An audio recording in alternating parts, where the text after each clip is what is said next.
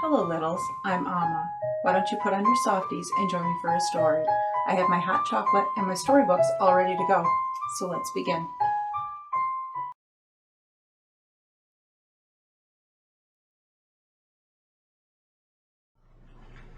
Hello, littles. Welcome back for Chapter 7 of The Wonderful Wizard of Oz. The Journey to the Great Oz. They were obliged to camp out that night under a large tree in the forest, for there were no houses near. The tree made a good thick covering to protect them from the dew, and the Tin Woodman chopped a great pile of wood with his axe, and Dorothy built a splendid fire that warmed her and made her feel less lonely. She and Toto ate the last of their bread, and now she did not know what they would do for breakfast.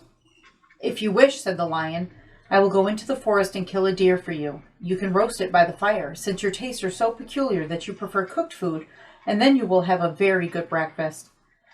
"Don't, please don't," begged the Tin Woodman. "I should certainly weep if you killed a poor deer, and then my jaws would rust again." But the lion went away into the forest and found his own supper, and no one ever knew what it was, for he didn't mention it, and the Scarecrow found a tree full of nuts and filled Dorothy's basket with them, so that she would not be hungry for a long time. She thought this was very kind and thoughtful of the Scarecrow, but she laughed heartily at the awkward way in which the poor creature picked up the nuts. His padded hands were so clumsy and the nuts were so small that he dropped almost as many as he put in the basket, but the Scarecrow did not mind how long it took him to fill the basket, for it enabled him to keep away from the fire, as he feared a spark might get into his straw and burn him up. So he kept a good distance away from the flames, and only came near to cover Dorothy with dry leaves when she lay down to sleep. These kept her very snug and warm. She slept soundly until morning. When it was daylight, the girl bathed her face in the rippling brook, and soon after they all started toward the Emerald City. This was to be an eventful day for the travelers. They had hardly been walking an hour when they saw before them a great ditch that crossed the road and divided the forest as far as they could see on either side. It was a very wide ditch, and when they crept up to the edge and looked into it, they could see it was also very deep, and there were many big, jagged rocks at the bottom. The sides were so steep that none of them could climb down, and for a moment it seemed that their journey might end. "What shall we do?" asked Dorothy despairingly. "I haven't the faintest idea," said the Tin Woodman, and the lion shook his shaggy mane and looked thoughtful. But the Scarecrow said, "We cannot fly, that is certain. Neither can we climb down into the great ditch. Therefore, if we cannot jump over it, we must stop here." "I think I could jump over it," said the Cowardly Lion, after measuring the distance carefully in his mind. "Then we are all right," answered the Scarecrow, "for you can carry us all over on your back, one at a time." "Well, I'll try it," said the Lion. "Who will go first?" "I will," declared the Scarecrow, "for, if you found that you could not jump over the gulf, Dorothy would be killed, or the Tin Woodman badly dented on the rocks below. But if I am on your back, it will not matter so much, for the fall would not hurt me at all." "I am terribly afraid of falling myself," said the Cowardly Lion, "but I suppose there is nothing to do but try it, so get on my back and we will make the attempt." The Scarecrow sat up upon the lion's back, and the big beast walked to the edge of the gulf and crouched down. "Why don't you run and jump?" asked the Scarecrow. "Because that isn't the way we lions do these things," he replied. Then, giving a great spring, he shot through the air and landed safely on the other side. They were all greatly pleased to see how easily he had did it, and the Scarecrow had gotten down from his back. The lion sprang across the ditch again. Dorothy thought she would go next, so she took Toto in her arms and climbed onto the lion's back, holding tightly to his mane with one hand. The next moment it seemed as if she were flying through the air, and then, before she had time to think about it, she was safe on the other side. The lion went back a third time and got the Tin Woodman. And then they all sat down for a few minutes to give the beast a chance to rest, for his great leaps had made his breath short, and he panted like a big dog that had been running for too long. They found the forest very thick on this side, and it looked dark and gloomy. After the lion had rested, they started along the road of yellow bricks, silently wondering, each in his own mind, if ever they would come to the end of the woods and reach the bright sunshine again. To add to their discomfort, they soon heard strange noises in the depths of the forest, and the lion whispered to them that it was in this part of the country that the Kallidas lived. What are Kallidas? Asked the girl. They are monstrous beasts with bodies like bears and heads like tigers, replied the lion, and with claws so long and sharp that they could tear me in two as easily as I could kill Toto. I'm terribly afraid of the Kallidas. I'm not surprised that you are, returned Dorothy. They must be dreadful beasts.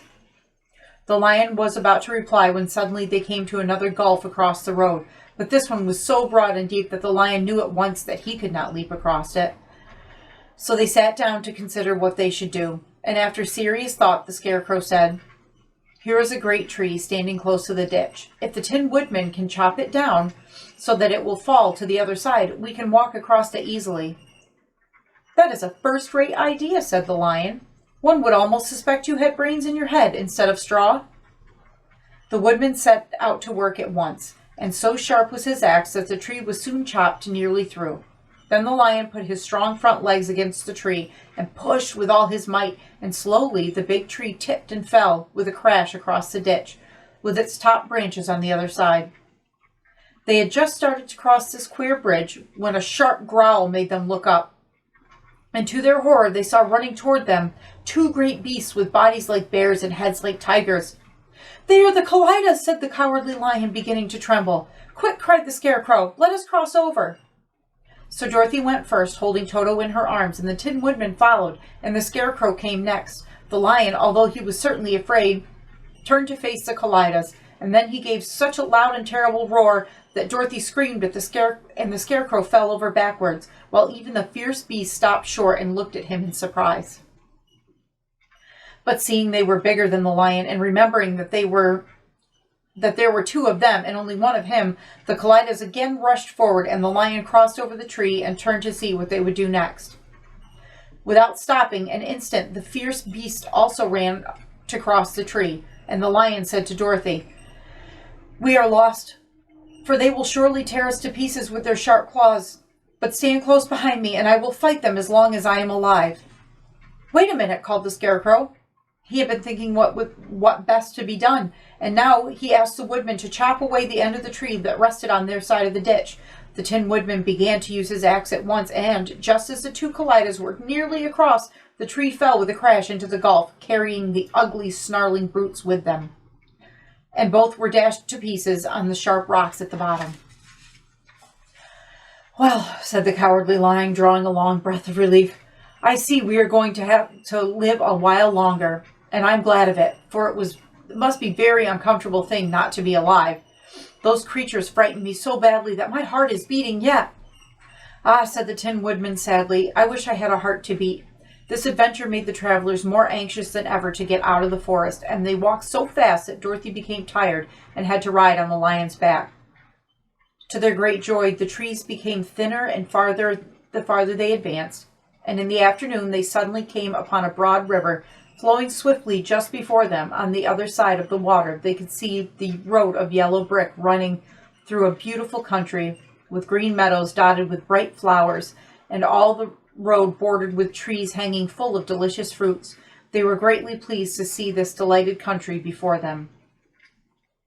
How shall we cross the river? Asked Dorothy. That is easily done, replied the Scarecrow. The Tin Woodman must build us a raft so we can float to the other side.